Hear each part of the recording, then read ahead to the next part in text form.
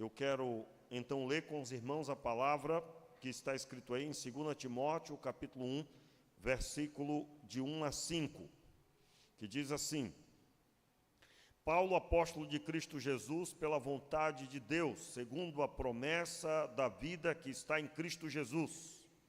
A Timóteo, meu amado filho, graça, misericórdia e paz da parte de Deus Pai e de Cristo Jesus nosso Senhor. Dou graças a Deus, a quem desde os meus antepassados sirvo com uma consciência pura, de que sem cessar faço menção de ti nas minhas orações noite e dia. Lembrando-me das tuas lágrimas, desejo muito ver-te para me encher de alegria, trazendo à memória a fé não fingida que há em ti. Vamos ler juntos esse trecho, verso 5. Trazendo à memória a fé não fingida que há em ti, a qual habitou primeiro em tua avó Lóide e em tua mãe Eunice, e estou certo de que também habita em ti. Vamos orar? Meu Pai, muito obrigado pela tua palavra. E então, Pai, te pedimos que ela se abra diante de nós e que o teu Espírito nos conduza à mensagem do Senhor, o entendimento da Escritura, pois somente a tua palavra pode ir no profundo da nossa alma e gerar mudança, transformação no nosso entendimento e nas nossas atitudes. Te pedimos, Senhor, a mudança do nosso coração. Seja assim, meu Deus, no nome de Jesus. Amém e amém. Meus irmãos, Paulo está aqui na segunda carta que ele envia ao pastor Timóteo, e era um jovem pastor, talvez foi o pastor mais jovem dentre a igreja naquela época, naquele tempo, respaldado pelo apóstolo Paulo. Primeiro Paulo o conduziu a uma caminhada. Essa caminhada começa, está citado lá no texto de Atos, capítulo 16, eu gostaria de inclusive ler esse trecho com os irmãos. Você pode deixar marcado aí 2 Timóteo, nós vamos voltar já já.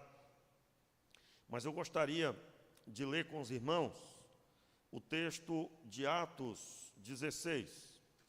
É o momento em que Paulo tem o primeiro contato com Timóteo. E o texto se dá assim, o versículo, capítulo 16, verso 1, vamos ler pelo menos aí os 3 versículos primeiros. Diz assim: chegando em Derbe e Listra, estava ali certo discípulo por nome Timóteo, filho de uma judia crente, mas de pai grego. Os irmãos que estavam em Listra e em Icônio davam bom testemunho dele. Paulo quis que esse fosse com ele, e tomando-o, o circuncidou, por causa dos judeus que estavam naqueles lugares, porque todos sabiam que seu pai era grego. Então aqui começa a caminhada de Paulo, levando consigo Timóteo. E essa caminhada, logo no texto já está claro, né? O pai dele era grego, portanto não o circuncidou. Se você vai estudar o texto, você vai descobrir que Timóteo, ele não teve tanto esmero na lei, não foi conduzido no entendimento da lei como era no judaísmo, na tradição judaica, mas a sua avó e a sua mãe eram crentes e convertidas. Aqui no caso cita somente a mãe. E o efeito do que Deus fez através dessas duas mulheres gerou um jovem firme no Senhor. E nessa noite eu gostaria de falar com você sobre a necessidade que nós temos de atentar para isso, a nossa vida espiritual, a fim de que nós possamos fazer o trabalho do Senhor conforme a sua vontade. Qual é o grande alvo do Senhor? Eu tenho falado no decorrer dos anos aqui. O maior alvo de Deus, quando fez a obra consumada por meio do seu Filho, é salvar a sua vida. E a segunda maior obra de Deus agora, depois que salvou você, é salvar pessoas através de você. Veja bem, casar, trabalhar, constituir família, tudo isso está nesse pacote. Tudo o quanto nós precisamos compreender sobre a obra de Deus, é claro, constituir família, mas glorificando a Cristo. Servindo a Deus, aí está incluso o trabalho, está incluso toda a nossa dinâmica do dia, mas o que vai subir para a glória são pessoas salvas. Por mais que você tenha vivido semelhante, ou venha viver semelhante a Salomão, absolutamente tudo isso só chama a atenção para o Deus que realiza. E o grande alvo de Deus é constituir pessoas segundo a sua vontade. E, em outras palavras, a Bíblia chama isso de filhos de Deus. Esse alvo alcançado é ser filho de Deus. Então, nós vemos no texto de 2 Timóteo, a palavra de Paulo, né? Paulo começa a carta falando com Timóteo, pode retornar lá para 2 Timóteo, ele faz questão de dizer que esse Timóteo, servo de Deus, homem de Deus, ele teve a influência de sua avó Lóide e de sua mãe Eunice. E ele declara que a fé delas habita também em Timóteo. Vamos reler aí o texto no verso 5. Trazendo à memória a fé não fingida que há em ti, a qual habitou primeiro em tua avó Lóide e em tua mãe Eunice, e estou certo de que também habita em ti.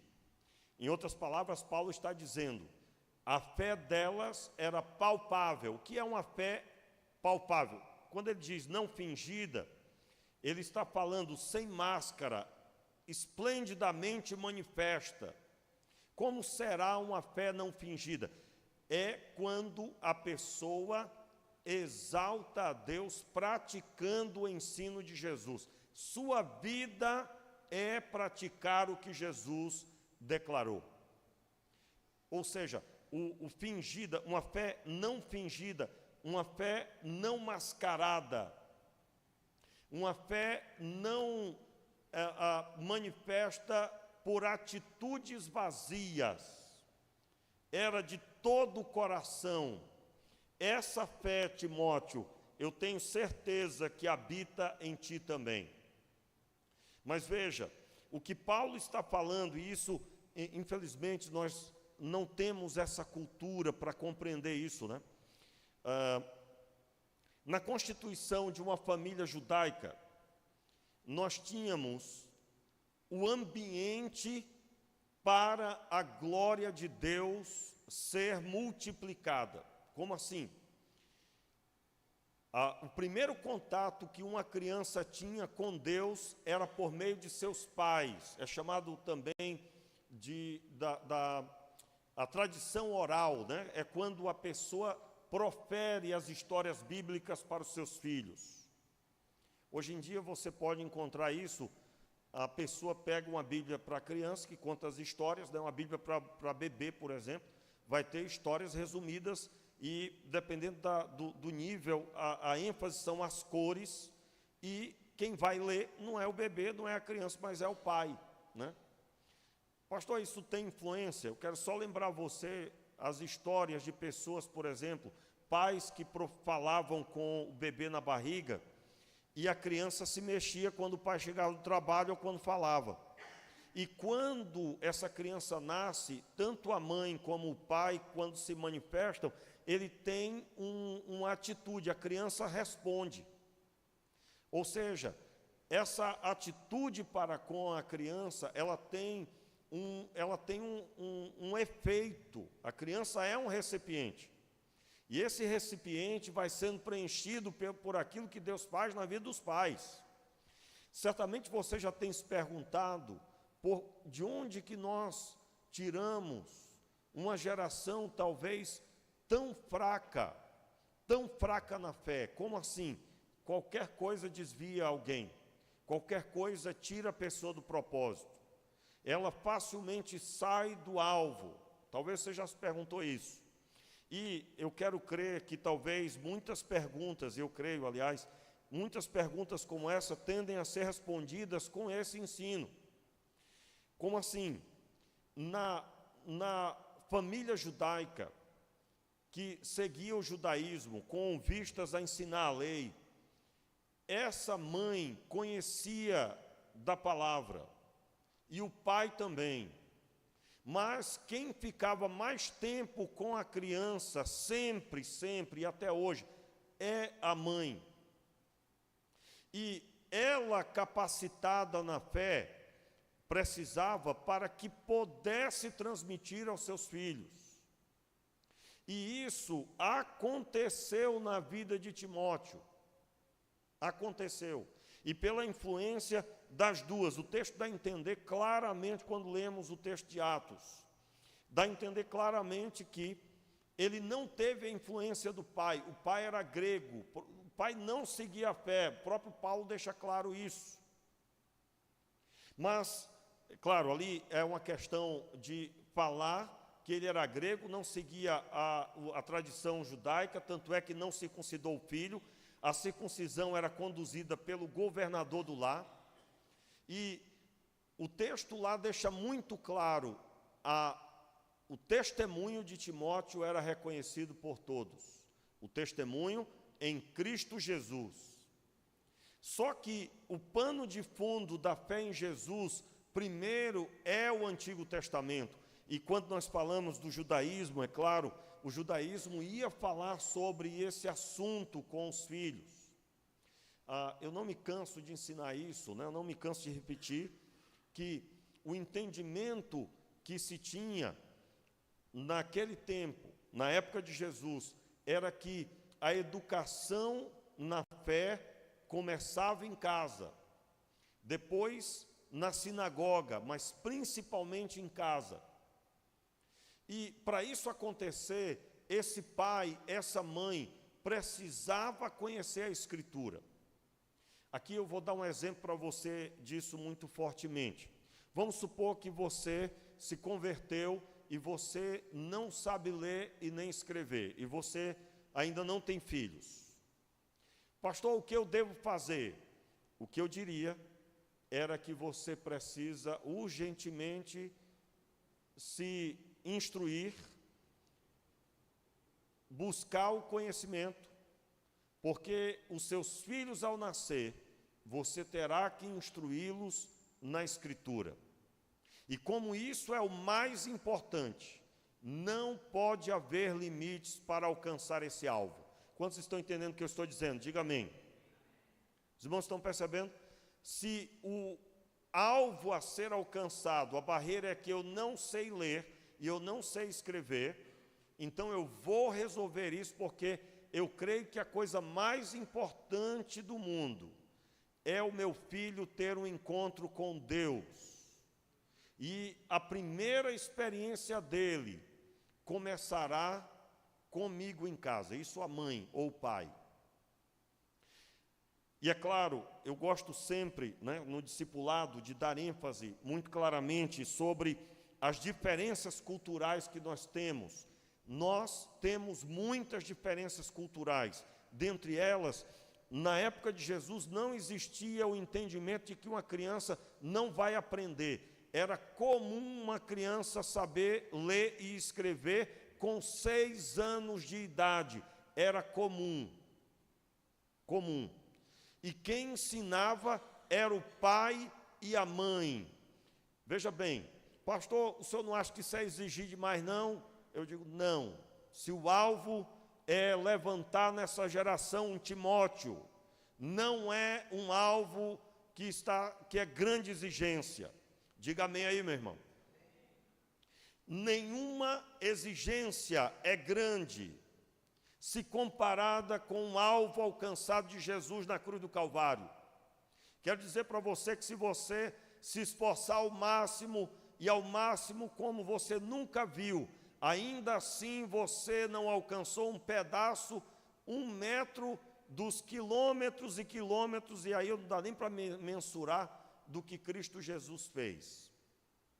Então, eu não vou estabelecer barreira, eu vou estabelecer o alvo. Qual é o alvo? Cristo Jesus se revelou a mim, eu fui salvo. E agora eu preciso ser instrumento para salvar as pessoas. E a primeira missão que eu tenho são com os meus familiares.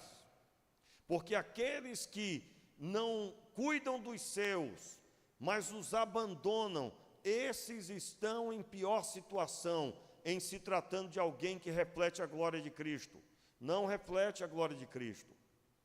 Então, o texto da palavra exalta a fé da avó de Timóteo e exalta a fé de Eunice, a mãe de Timóteo. Então, como nós teremos uma geração forte na fé? Primeiro, nós temos que ter o entendimento de que não pode haver barreira para a minha preparação. Não pode haver barreira. Não pode haver barreira para o meu crescimento espiritual. Se eu crescer espiritualmente, aqueles que estão ao meu redor também crescerão. Muito bem, eu quero com isso agora dizer que o trabalho delas começou e Paulo completou. Como? Quando Paulo andou com Timóteo, Paulo ensinou a Timóteo a profundidade que nós encontramos na Escritura, nas cartas de Paulo. Paulo ensinou a Timóteo muito bem. Eu gostaria de observar com os irmãos aí agora o texto de 1 Coríntios, por gentileza. 1 Coríntios capítulo 4. Eu quero ler o versículo 17. 1 Coríntios, no capítulo 4. Vamos ver o que Paulo falou. Timóteo, ele pastoreou 2 igrejas, a igreja de Éfeso e a igreja de Corinto. E ele fala aqui aos irmãos de Corinto o seguinte, capítulo 4, verso 17. Por causa disso, vos enviei Timóteo, que é o meu filho amado e fiel no Senhor, o qual vos lembrará os meus caminhos em Cristo, como por toda a parte ensino em cada igreja. Os irmãos perceberam aqui o nível do que era Timóteo, do que Timóteo ia fazer? Vamos ler novamente? Fique de pé aí no seu lugar. Vamos lá, irmãos?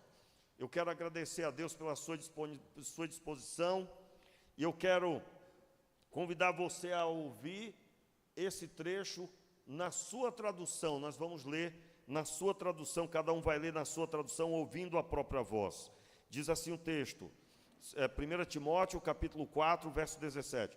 Por causa disso, vos enviei Timóteo, que é meu filho amado e fiel no Senhor, o qual vos lembrará os meus caminhos em Cristo, como por toda a parte ensino em cada igreja.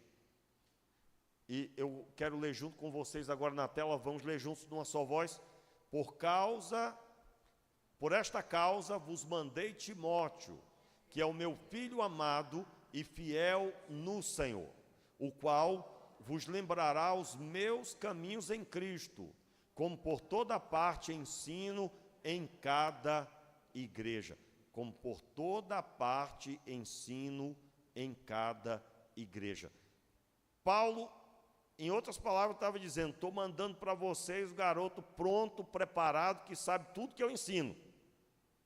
É isso que está dizendo o texto ou não? Muito bem, pode sentar. E aí eu quero falar com você sobre como funciona isso. Olha só, meus irmãos. O próprio Paulo, você sabe que Paulo, ele foi instruído por Gamaliel, não foi? Paulo foi instruído por Gamaliel. Isso foi muito importante em determinado momento da pregação. Aliás, se você for ler o texto de Atos, Paulo estava sendo agredido, ele já tinha sido espancado, e havia uma multidão enfurecida, e ele, quando começa a falar, ele começa a falar na língua hebraica. A língua que era falada na época de Jesus era o aramaico, mas ele fala na língua hebraica, e quando ele fala no hebraico, as pessoas se calam para ouvir. E se calam para ouvir porque só falava o hebraico quem era um judeu fiel, pois o texto da época, o texto bíblico, era escrito em hebraico. Eu estou falando do Antigo Testamento. Então, quando ele começa a falar em hebraico, ele não só diz isso, mas ele diz também: eu que estudei aos pés de Gamaliel. E aí o povo fica mais quieto ainda. Muito bem, muito legal isso, por quê? Porque todos respeitavam Gamaliel. Era o homem mais preparado da época, nas escrituras sagradas e em todas as ciências. Filosofia era o grande forte dele, mas em toda a lei era muito preparado. Mas era tão preparado e sua mente era tão avançada que somente as pessoas mais preparadas conseguiam alcançar, acompanhar o raciocínio dele dentro de sala. Eu nunca esqueci, dessa informação quando eu estudava sobre isso, que o apóstolo Paulo tinha, estudando com Gamaliel, filosofia, ele tinha uma tarefa diária, certamente faz alusão a pelo menos 5 dias da semana, mas que todos os dias Paulo precisava escrever um texto sobre, é claro, era uma tarefa dada especificamente, mas um texto de filosofia, e essa era uma prática de todos os dias que ele precisava fazer, escrever um texto filosófico todos os dias. Muito bem, Paulo estudou Gamaliel, Paulo falava hebraico, isso serviu para que ele pregasse aos judeus mais exigentes, e Paulo só foi escolhido por Gamaliel por causa de uma capacidade extraordinária de conhecimento que ele tinha. Por que eu estou tocando nesse assunto? Para dizer que as missões mais importantes serão preenchidas por pessoas que foram preparadas. E aqui, meus irmãos, em nome de Jesus, receba isso na sua vida. Se você declarar hoje aqui que você vai ler a Bíblia, você vai ler os evangelhos em 1 ano, eu acredito que você vai conseguir ler um evangelho. Se você decidir que vai ler em 1 ano o Novo Testamento, eu acredito que você deve chegar até a metade dele em 1 ano. Se você decidir ler a Bíblia toda em 1 ano, aí eu estou falando dentro de um grupo de pessoas, não é você individualmente. Você individualmente, em nome de Jesus, eu creio que você vai conseguir. Eu estou falando sobre um estudo feito a respeito disso. Se você decidir que vai ler a Bíblia toda em 1 ano, pode acreditar que pelo menos 80% dela você conseguirá. Mas se você decidir ler a Bíblia toda em 6 meses, você alcançará sim em 1 ano, com certeza. Em outras palavras, talvez você não entendeu o que eu quis dizer, na verdade eu quis dizer o seguinte: se você decidir ler a Bíblia 2 vezes em 1 ano, você conseguirá ler uma com folga. Por quê? Eu ouvi um estudo recente, e isso dito para empresas de negócios, que todas as metas de uma empresa não podem ser pequenas, porque se ela for pequena, a pessoa se acomoda. E aí eu fiquei pensando, eu digo, meu Deus, mas isso acontece na igreja. A pessoa começa a pensar, não, isso é forçar demais, ler a Bíblia em 1 ano, quem diria, meu Deus, quem diria, né?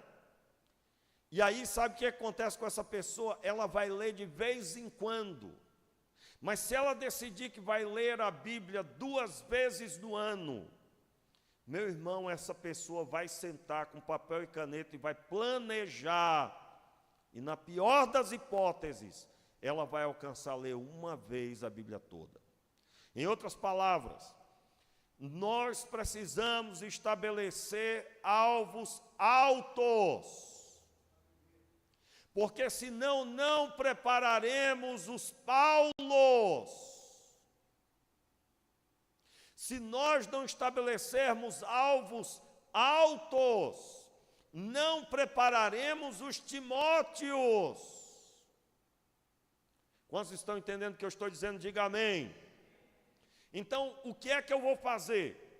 Eu vou dar uma chacoalhada em mim mesmo.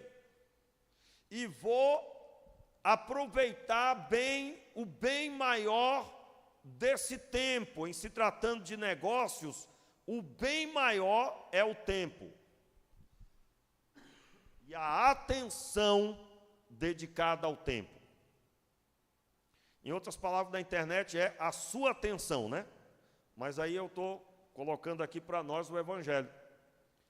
O Evangelho na nossa vida. O tempo dedicado, debruçado sobre o Evangelho. Então veja bem, eu me lembro no tempo que eu me converti, faz mais de 30 anos, que só havia a igreja.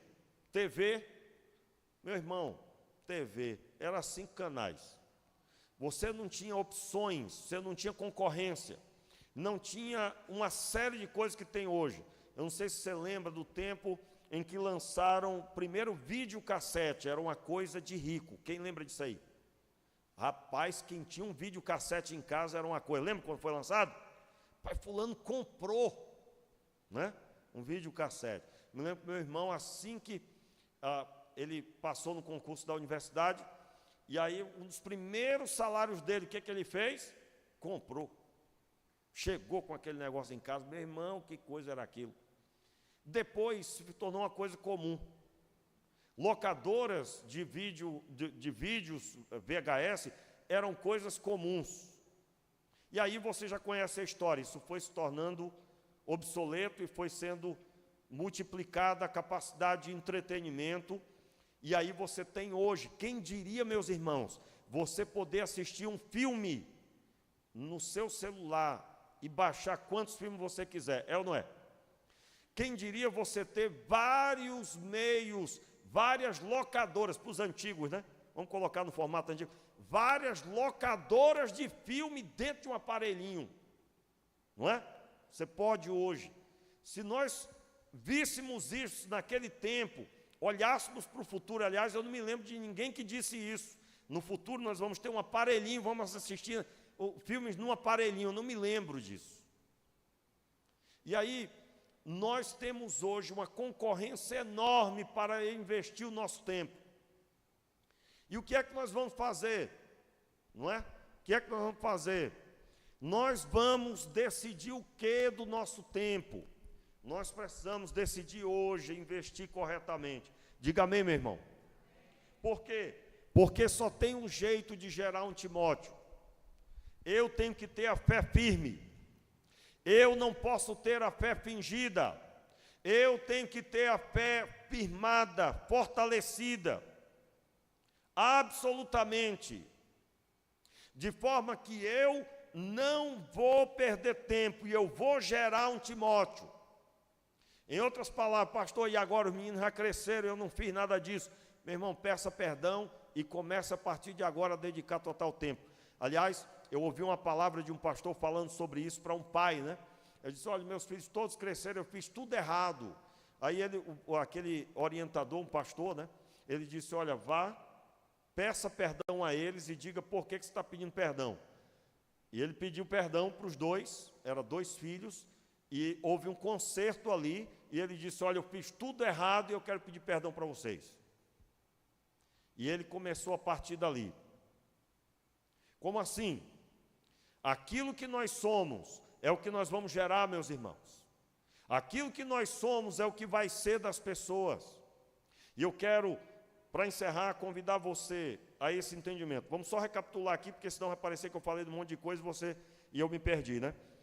Eu comecei em que texto? 2 Timóteo, capítulo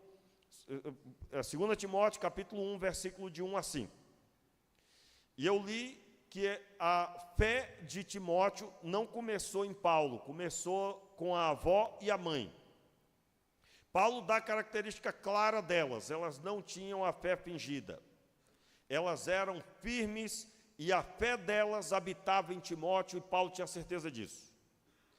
No capítulo 16 de Atos, Paulo pega Timóteo, que tinha bom testemunho entre os cristãos, e ele leva ele para a viagem missionária. E agora Paulo discipula Timóteo.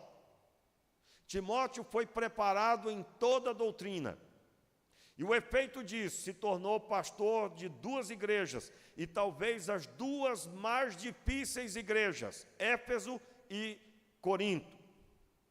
E aí eu acabei de ler com você o capítulo 4 de 1 Coríntios, verso 17, onde Paulo manda Timóteo para falar a respeito do caminho de Paulo em Cristo e de como ele, de tudo quanto ele tem ensinado para a igreja. Tudo isso era Timóteo que ia fazer. Ah, mas eu não entendi isso. Não, espera aí que eu vou te explicar. E Timóteo era plenamente preparado para tudo isso.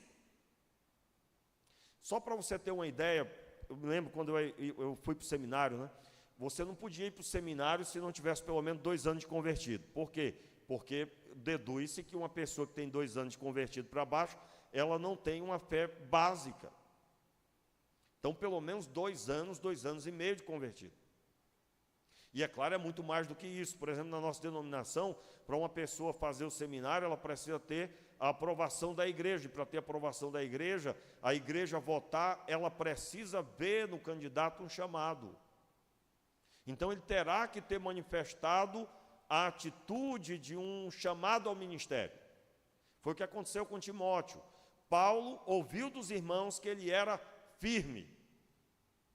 Então, irmãos, o que é que tem gerado uma geração fraca? Se você começar a pensar de que seu filho não vai ser pastor, então ele não precisa ficar firme, você depois não reclame. Meu irmão, a firmeza na fé não é para pastores, mas é para todo cristão, diga amém. Ser firme na fé é para todo crente. Aliás, uma das destruições da nossa geração é que muitas vezes se exige testemunho dos líderes, e muitos, por não serem líderes, vão levando a vida como ela quiser. E aí eu já falei aqui, se você estabelece um alvo pequeno, você vai alcançar o menor ainda. Estabeleça um alvo grande e sente para poder reformular a sua vida. Como que eu vou alcançar isso? Não vou conseguir. Eu me lembro uma vez no aconselhamento, há muito tempo atrás, para um casal, o rapaz queria continuar tendo uma rotina de solteiro, né? Não saindo para festa, nada disso, porque todos nós somos crentes, né? Mas no sentido de dedicar mais tempo para a vida sozinho e fazendo coisas para ele. Aí eu digo, meu filho, isso aí não te pertence mais. Agora, meu irmão, você vai ficar do lado dessa mulher, olhando para ela e perguntando, e aí, como é que foi o dia?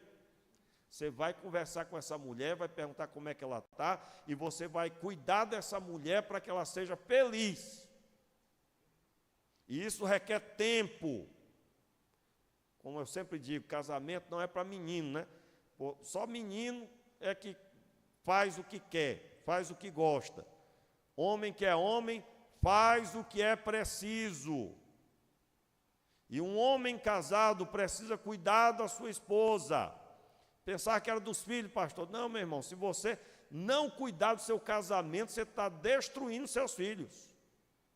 Tem que cuidar. Então, esse ambiente de que nós vamos estabelecendo qualquer coisa dá, isso aí, meus irmãos, gera menos ainda. Eu vou orar, mas eu vou ver uma oração assim, um horário para orar assim, bem confortável, né? Não vai orar. Já notou isso? Quem aqui, irmão, está lembrando de alguma experiência? Só eu, já estou com a mão levantada. Quem aqui está lembrando de alguma experiência? Eu já tive essa experiência. Eu comecei a afrouxar, não firmei nada, não deixei claro, não é? Por exemplo, vou jejuar. Eu já chego e já falo, eu vou jejuar tal dia e tal dia, então ali já fechou o negócio. Agora inventa de não falar para ninguém que tu vai jejuar na tua casa. Inventa. Sabe o que elas vão fazer? Vão firmar o churrasco, vão dizer, ó, não, hoje eu quero comer uma comida diferente, no dia que tu disse que ia jejuar. Tu não falou nada, não conversou nada, não firmou nada, não houve um apoio mútuo. Então, se nós não formos claros no alvo, nós não alcançaremos. Meu irmão, você precisa conhecer a Deus, e uma das primeiras coisas para conhecer a Deus é decidir que você vai buscá-lo. Você vai buscá-lo. E por que você vai fazer isso? Porque você quer ter a fé não fingida, você quer ter a fé firme. E essa fé aí vai gerar um ambiente para gerar Timóteos e apóstolos Paulo. Como eu disse, eu quero encerrar. Irmãos, eu estava olhando ali para o relógio ali, e o relógio está parado ali, gente. Olha, meu Senhor, estava até feliz olhando. Não é? Mas eu vou acabar já já. Vamos lá, só para terminar aqui de um jeito. Irmãos, ó, preste atenção. Abra aí a sua Bíblia aí em Lucas, capítulo 1, rapidinho. Estava com uma saudade doida aqui de vocês. Vamos lá. Lucas, capítulo 1. Vamos lá ver a estrutura de uma mãe. De uma mãe. A estrutura de uma mãe doutrinariamente. Vamos lá, você já conhece o texto? Lucas, capítulo 1. Tem um anúncio do nascimento de Jesus a partir do verso 26. Eu quero ler com você a partir do verso 46. Maria acabou de ouvir que vai nascer o Senhor, o Salvador, e Deus escolheu ela. Olha o nível de estrutura bíblica de Maria. Olha o texto, verso 46. Lucas capítulo 1, verso 46 diz assim: Disse Maria, a minha alma engrandece ao Senhor. O meu espírito se alegra em Deus, o meu Salvador. Olha aqui a estrutura de conhecimento.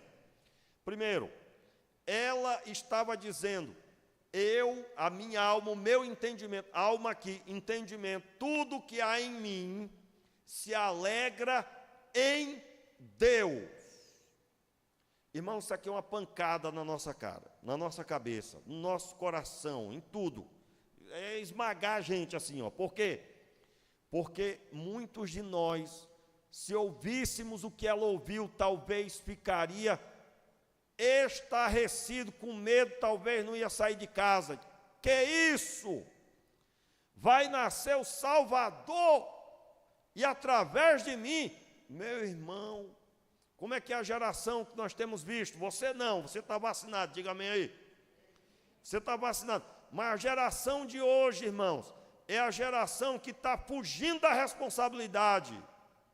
Não quer ter trabalho, não quer ter esforço, não quer ter dificuldade. Eu só quero lembrar você, Jesus nascer através dessa mulher era a mesma coisa que ficar viajando para lá e para cá. Uma hora teve que sair para lá, outra hora teve que sair para colar, por causa de quem queria fazer o mal. Lembra? Foram para o Egito, só saíram de lá depois que Deus disse, agora pode ir, porque aqueles que queriam matar já morreram.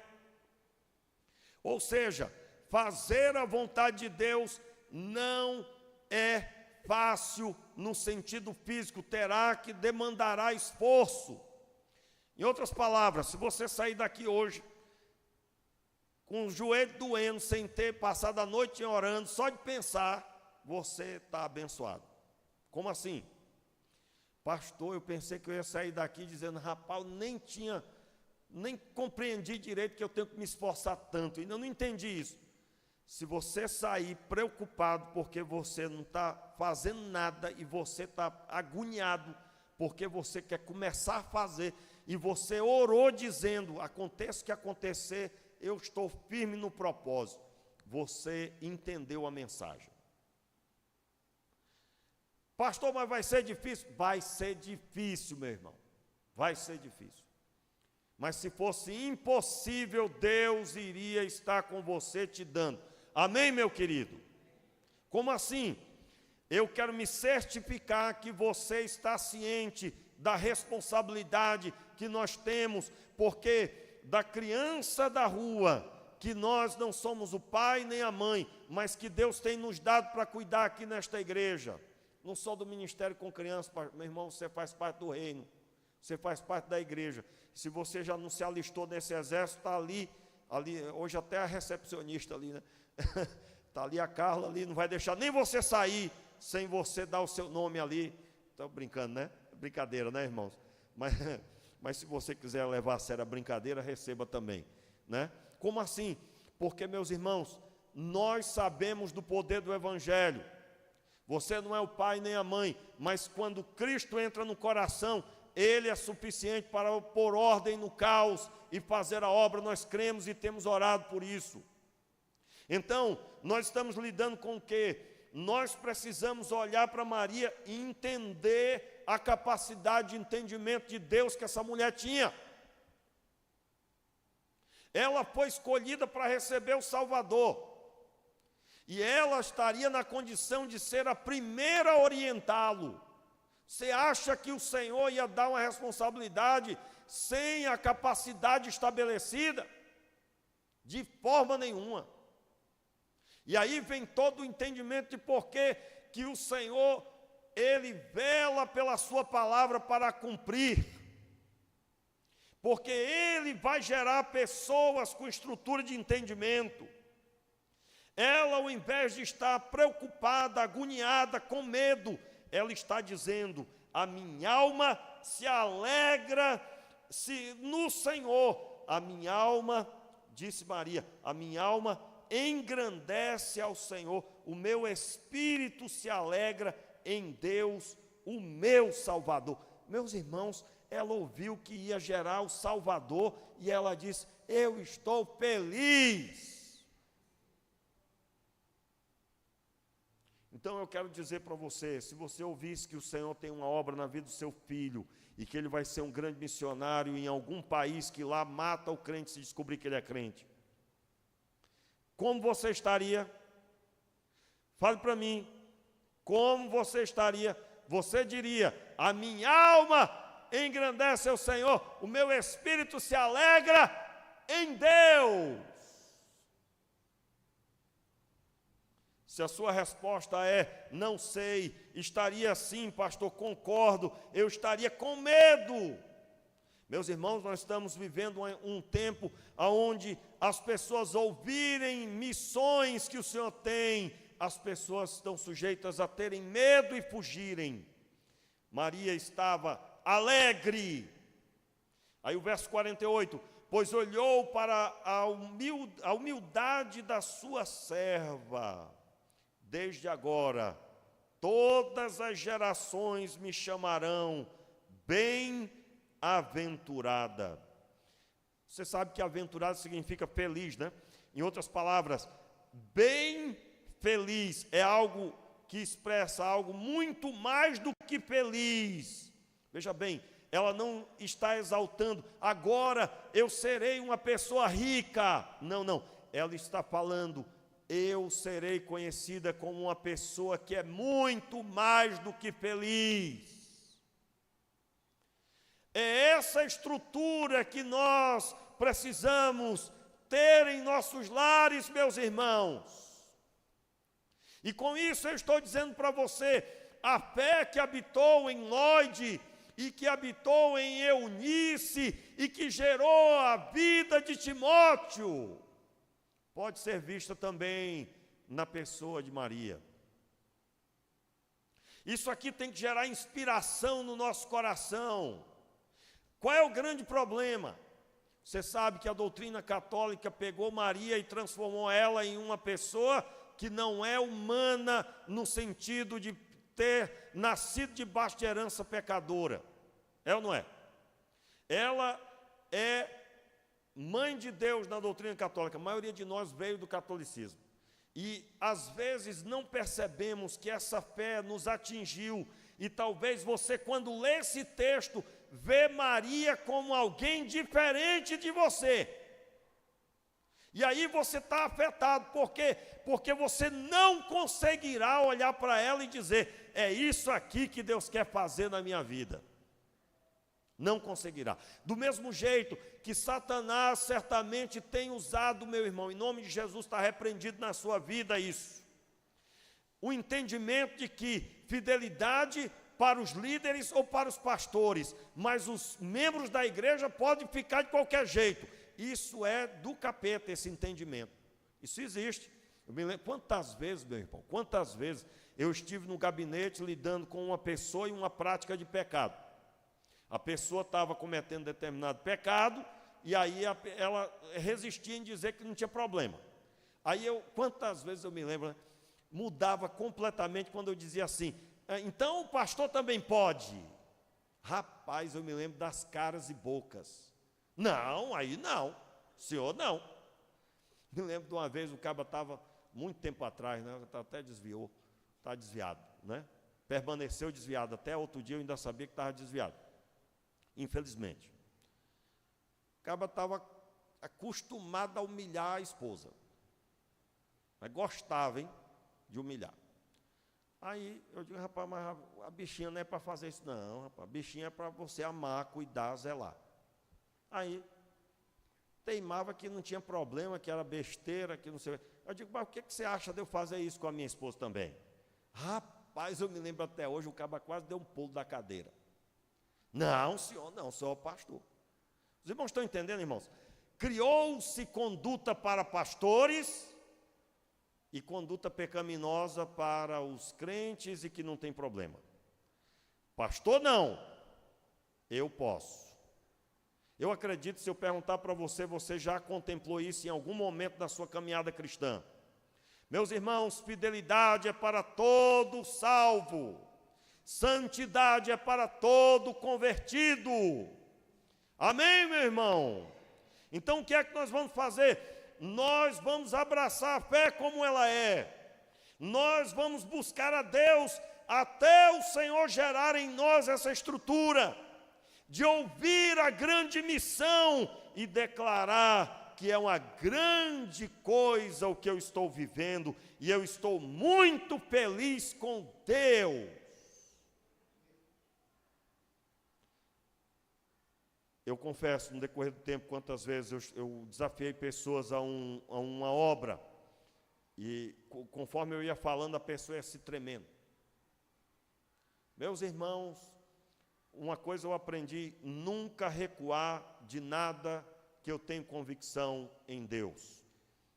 Nunca recuar. Nunca recuar. E aí, o texto mostra a estrutura dessa mulher, verso 49, vamos lá, irmão, só mais um pouquinho. Pois grandes coisas me fez o poderoso, santo é o seu nome, e a sua misericórdia estende-se de geração em geração sobre os que o temem. Olha a palavra de firmeza. Ela tinha convicção da fé dela, ela sabia quem ela era, ela sabia que ela estava no centro da vontade de Deus. Você sabia que alguém, ao ler esse texto, pode até achar que Maria estava arrogante, quando na verdade ela já declara, pois grandes coisas fez o Senhor, versículo, aliás, verso 48, pois olhou para a humildade da sua serva, desde agora, todas as gerações me chamarão bem-aventurada, que eu já expliquei, bem feliz. E é claro, eu poderia ler toda a palavra que ela aqui, palavra de oração, de exaltação que ela dá, e nós iríamos perceber o nível de experiência com Deus que essa mulher tem. Meus irmãos, Jesus estava nesse lar para nascer. Você quer ver a estrutura de José? Olhe para José. Quando ele soube que ela estava grávida, ele a deixou secretamente. E o texto dá a entender que ele some, que ele vai para longe. Ele, em outras palavras, o fugido era ele. O texto dá a entender isso. E aí o Senhor tem que ir lá e dizer, olha, fica tranquilo. O que há de nascer, o menino que há de nascer no ventre dela, foi concebido pelo Espírito Santo. E aí ele explica para José que José faz? Volta e permanece firme no propósito. Diz o texto, irmãos, ele cuidou dela como verdadeiro esposo. É o que o texto mostra, e não temos tempo para observar, mas eu sei que você já conhece. É esse o ambiente da casa que Jesus vai nascer. E eu quero aqui convocar você a fazer um concerto com Deus, se a sua casa não está nesse ambiente. Meu irmão, talvez você está exatamente querendo que Cristo se manifeste na sua casa. Sim, você está buscando. Mas eu quero dizer que todas as pessoas que contemplaram a glória de Deus foram pessoas que se deram a Deus. Foram pessoas que tiveram prejuízos, entre aspas. Porque nenhum prejuízo é prejuízo igualado às coisas do céu quando as recebemos. Nada é prejuízo, porque tudo que há nesse mundo vai passar e todas as coisas que permanecem são as coisas do Senhor.